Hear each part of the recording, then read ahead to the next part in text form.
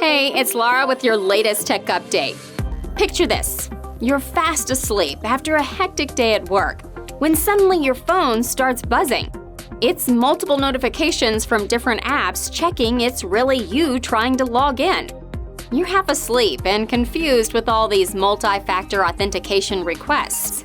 So you hit yes and they stop. You go back to sleep, but you've just let cybercriminals into your account. This is called a fatigue attack, and they're becoming more common. Good news. Microsoft Authenticator has a plan to protect you from your sleepy self. It's called number matching, and it's simple. When you get a login notification, you have to type in a number displayed on your app.